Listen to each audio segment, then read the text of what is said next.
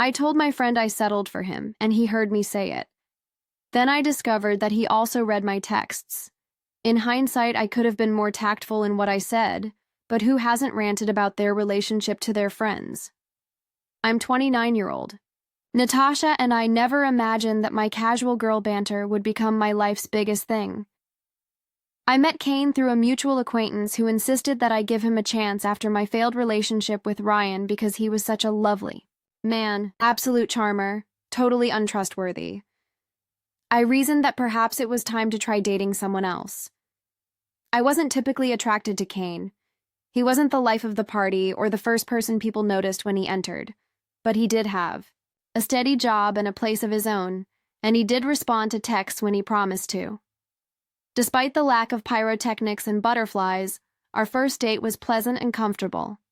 He paid attention while I spoke and recalled specifics about my work. Why not? I reasoned as he asked for a second date. It was obvious that dating the bad lads wasn't for me. 2 years later, we are living together. He pays his half of the bills on time, is trustworthy, and is kind.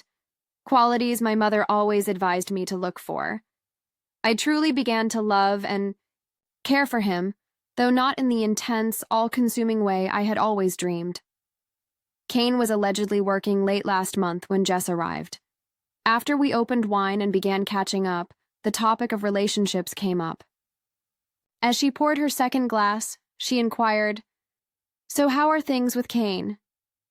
I said, "They're good," without thinking.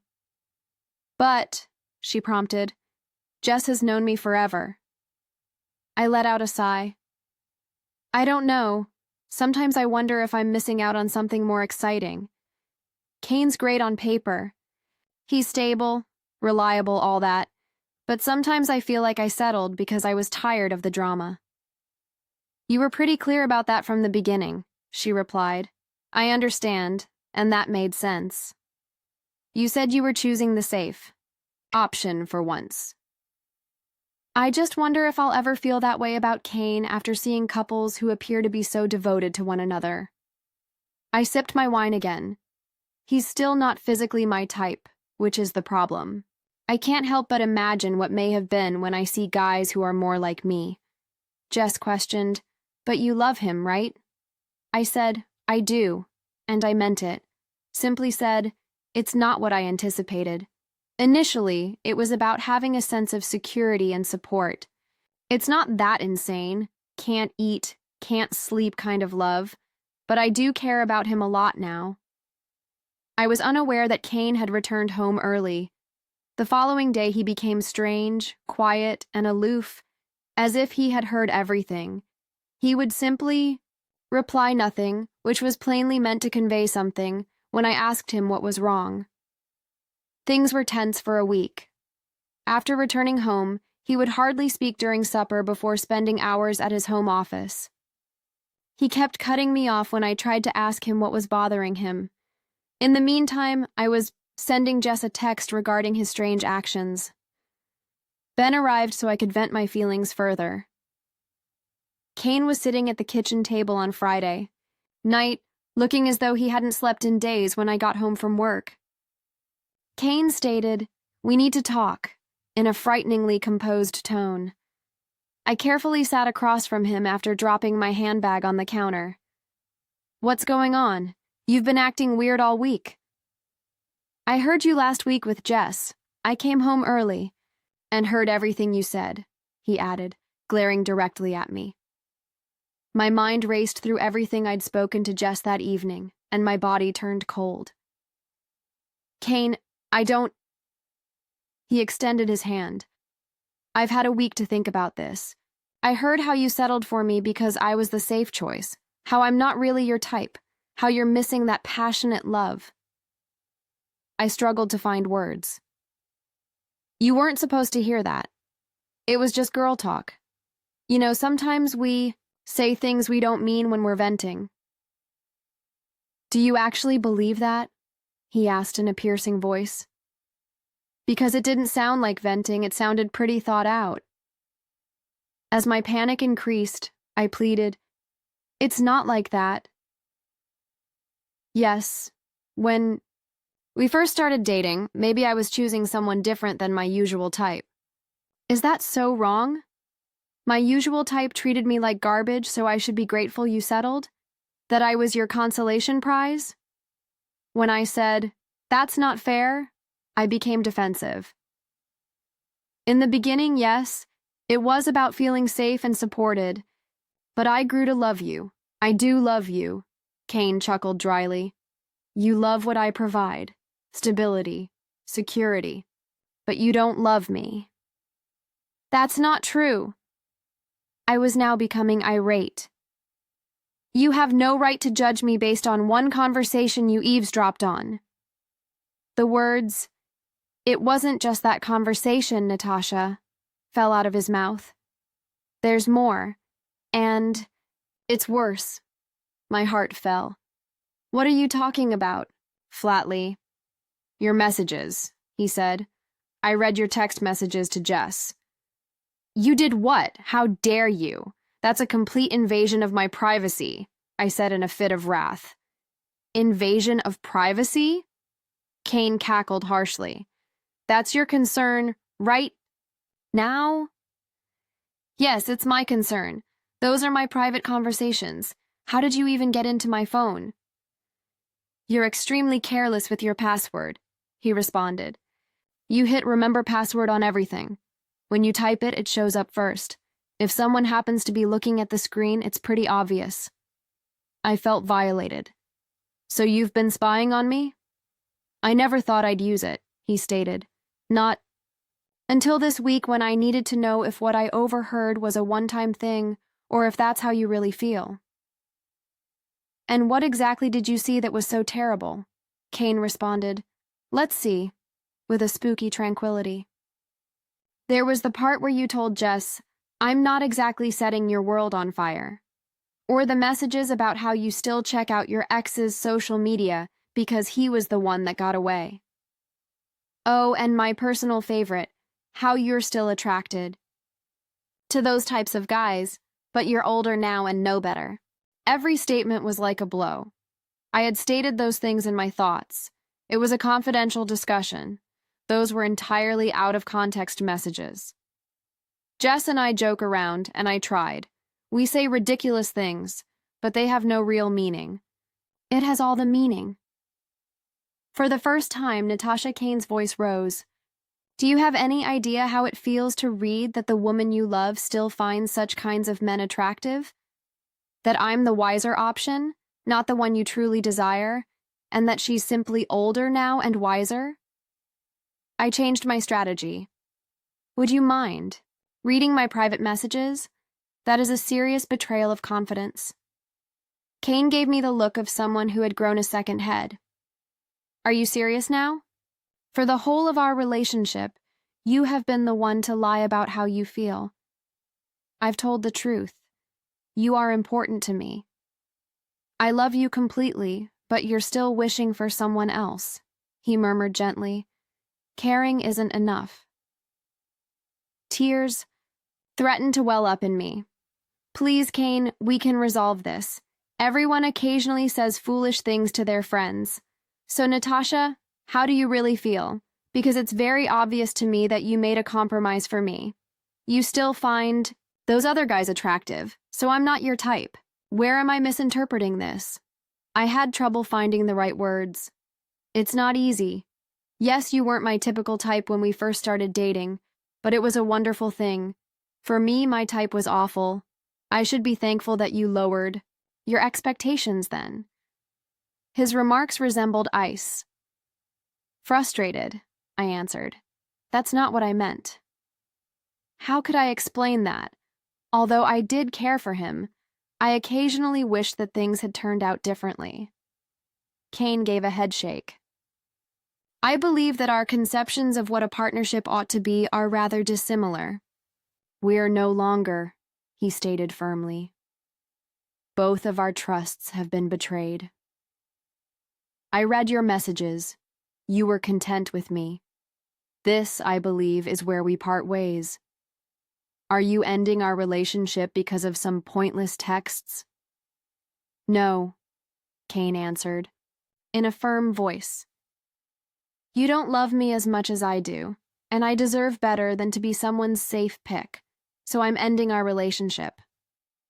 Panic swept through me at the finality in his voice. This was not possible. I raised my voice and screamed, "You can't be serious. You're destroying our relationship over a single overheard exchange and a few angry texts." "That's not all," Kane sighed. "What I believe I've known for some time was just validated by this. The way you look at other guys is different from how you look at me.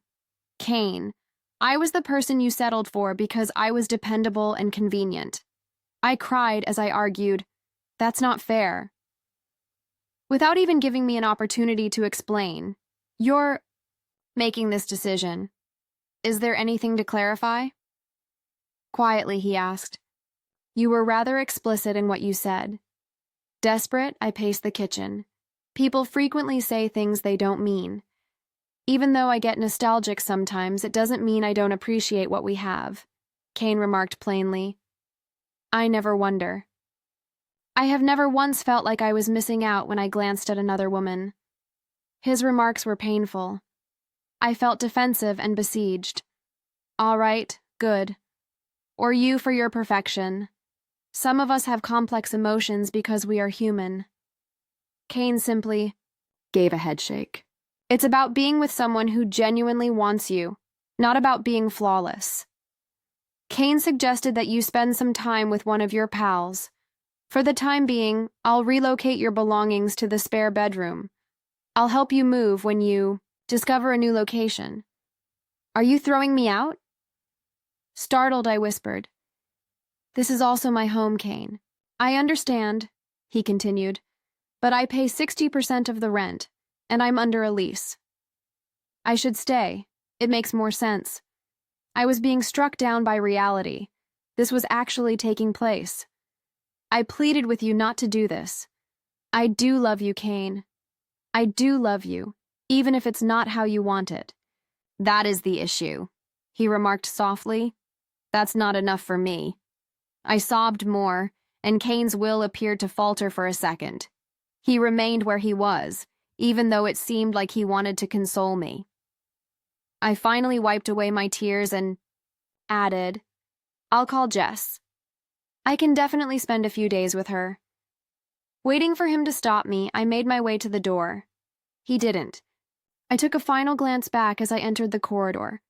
He whispered, Goodbye, Natasha, and shut the door. The drive to Jess's apartment is all I can remember. I was in a state of bewilderment and panic. This couldn't be taking place because of some dumb remarks that everyone says. Jess had wine and sympathy waiting for me when I arrived at her house. Between sobs, I threw myself on her couch and told her everything. Did he hear us conversing? She let out a gasp. He read your texts too. Jess flinched. That's not very good. A few of those texts were quite harsh. I yelled, Thanks for the support, and felt horrible right away. I apologize. You are not to blame. Wouldn't you have expected Ryan to be offended, as well if he had heard you say the things you say about Kane? I gave her a scowl. Which side do you support? Obviously yours, she said hastily. To break a 2-year relationship over some venting? I understand why he's upset. Everyone confides in their pals. Jess appeared uneasy. So, Tash, you've been saying this stuff for a while, and lately it's started happening more often. I wasn't prepared for how hard her remarks affected me. Was she correct? I began looking for an apartment after a week at Jess's. Certainly not in our neighborhood. I couldn't afford anything on my own. The thought of having to start over was daunting. I had grown accustomed to our cozy existence together, to splitting costs, and to Kane's stability countering my more erratic inclinations. In the hopes that they may persuade Kane, I tried speaking with a few of our mutual acquaintances. They were all awkwardly distant, which shocked me. Lisa, who I believed to be on my side, acknowledged that Kane had shared some of the events with her. He's really hurt, Natasha, she added with discomfort. And honestly, some of the things he said, you wrote about him were pretty harsh. Now he's giving our buddies access to my private messages? I was enraged. Lisa hastily clarified, he didn't show us the actual texts. He just told us the main idea was that I felt deceived once more. All of our pals were now evaluating me according to Kane's account of what had happened. I returned to the apartment to pack a few more items 2 weeks after I had moved out. Kane had promised to give me some space by going out for the day. Nothing was, but everything appeared to be the same. As I gathered my possessions and made my way through the rooms that had been ours, I tried not to notice that Kane had already taken my pictures down from the walls. Upon arriving at our bedroom, which is now his bedroom, I discovered a tiny velvet box in the bedside drawer. A 3-week-old receipt for an engagement ring was found inside. Around the time he heard me talking to Jess, he had been preparing to pop the question. On the bed, I sat down heavily. Not only had Kane been my reliable and secure alternative, but he had also loved me so deeply that he wanted to live out his days with me, and I had thrown everything away with thoughtless words. I informed Kane that I had located the ring when he came back early. When I said, "You were going to propose?" my voice broke. I was, he admitted. The brutality of the timing felt like a physical blow. That night I came home early and heard you talking to Jess. I was coming home to plan how I was going to do it. Kane went on, "The issue isn't that I heard you." His eyes were stern as he asked, "The problem is that you felt that way at all. Would you have said yes?" My hesitancy was plenty. "If you knew I wasn't what you really wanted, would you have said yes anyway?" Gently, "That's why we can't fix this," he said, "because even now you're not sure." After 3 months, I had moved into a considerably smaller apartment in a different neighborhood from our previous one, in an attempt to fill the cane-shaped void in my life. I had immersed myself in my work. I didn't use any dating apps on my phone since it was too draining to think of starting again with a new person. Since that final day at the flat, I hadn't seen Kane. Awkwardly, our circle of friends split, with the majority siding with him. Since he was always the more likable of us, I can't really blame them. Jess said, "Maybe this is a chance for growth at a Saturday brunch. To figure out what you really want." "What I want is my life back," I said. Jess scowled and said, "I had a great setup with Kane." "See, that's part of the problem. You're listing all these practical things, not anything about Kane himself." "That's not fair," I said. "I miss him too. The way he made me laugh, how he always knew when I needed space, the little notes he'd leave in my lunch." "Then why were you always complaining about him, always comparing him to your exes?" I didn't have a decent response to that. In actuality, I had become so accustomed to Kane's presence in my life that I had begun to take him for granted. Instead of valuing what he was, I had concentrated on what he wasn't. I confessed, I messed up. Maybe for the first time I had ever stated it aloud without reservation. The day that finally broke me came next. I saw Kane with someone else as I was getting coffee at our old favorite hangout. Her black wavy hair and easy smile made her look attractive in that carefree way. I watched as Kane stretched out and held her hand after laughing at something, she said. When he saw me, he nodded slightly, and I was able to return the gesture before virtually rushing out the door. I tried to regain my breath by leaning against the building outside. While I was still grieving over our pictures and sleeping with his old t-shirt, Kane had already moved on.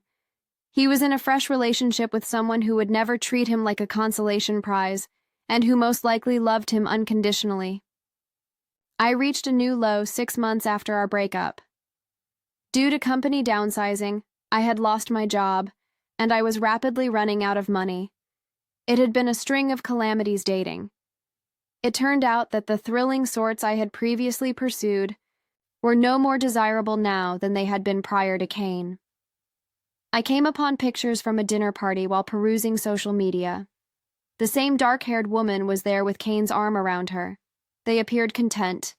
It was implied in the caption that Kane and Olivia had already moved in together because they were enjoying their new home. The fact that Kane appeared to be truly happier with her than he had been with me in our last few months was more painful than the fact that he had found someone else.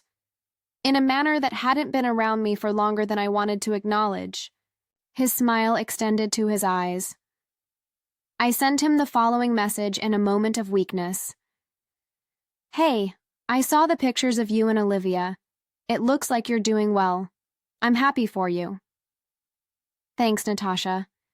I hope you're doing okay too, he said. His civility was more painful than his rage. Actually, not really. Lost my job last month, about to lose my apartment. Missing you, the usual. This time, Kane's response took longer. The missing you bit had been entirely disregarded. I'm sorry to hear that. The job market is tough right now. I hope things turn around for you soon. He had, of course. Thanks, I replied, feeling ashamed. Sorry to dump that on you. Ignore me, it's okay, he answered back. No hard feelings. Take care of yourself, Natasha. That was it. There was only a courteous dismissal with no invitation to meet or promise to chat further. A few months later, Lisa suddenly got in touch. She got right to the point after some awkward small talk. When we first met for coffee, I thought you should hear this from a friend rather than seeing it online, she replied cautiously. Kane and Olivia are engaged. As she filled me in on the specifics, I sat there, coffee forgotten. The proposal had taken place at our location, the site Kane and I had always discussed going back to eventually, during a weekend getaway to the shore. Lisa added, They just seemed so right together, and then cringed when she heard how it sounded. The hardest part was that I actually did understand. In every aspect that I hadn't been, Olivia seemed ideal for Kane. Not as a safe fallback, but because she valued him, she picked him first. A year or so after our breakup, I once ran into them. I was idly stuffing my basket with depressing single-person meals at the grocery store when I turned the corner and, together, they were shopping and crossing things off a list. How are you? Natasha Kane asked with a courteous nod. Good, I answered, immediately uncomfortably conscious of my appearance. Dirty hair, no makeup, and the same tattered sweater I'd been wearing for 3 days. Really good, Kane remarked, instinctively wrapping his arm across Olivia's shoulders. You were great. We just moved into our new house last month. That's wonderful, I replied. Thank you, Olivia remarked in a remarkably polite voice. Congratulations on the engagement, by the way. She displayed a simple yet exquisite ring on her left hand. It was wonderful to see you, Natasha. You too, I murmured, the words choking in my throat. Both of you. I watched them go, heads down, the epitome of a happy pair. Not the one I had found in Kane's drawer. This one was obviously chosen for her. Well, we should get going. I heard Olivia laugh once again as they rounded a corner. A cheerful, carefree sound, the sound of someone who was exactly where she wanted to be, and with precisely who she wanted to be. In that instant, the ultimate irony of my life became evident. I had decided on Kane because I believed he was the sensible and safe choice. I had feared losing out on something more intense and thrilling, but in doing so, I had lost out on something genuine and enduring. Meanwhile, Kane had not agreed to a settlement. He had declined to remain with someone who didn't desire him completely and thought he wasn't her top pick. And because of that bravery, the bravery to turn away from something that wasn't right, he had discovered what he truly deserved, someone who put him first and who immediately recognized his value. He refused to compromise, and now he was content, really content, in a manner that we most likely wouldn't have been if we had remained together. I was alone now that I had settled. I erased all of my dating apps that evening after spotting them at the grocery store. I gave up trying to find the next hot guy who would always let me down. I began going to therapy in an attempt to figure out why I had consistently pursued the wrong goals and placed the wrong value on a partner. Kane felt he was valuable and had moved on to better things. For now, I lived with the knowledge that I had been given something valuable, something genuine, and I had called it settling. Perhaps one day I would discover mine as well. What I neglected to notice in front of me all along was the greatest loss of my life, not what someone took away from me.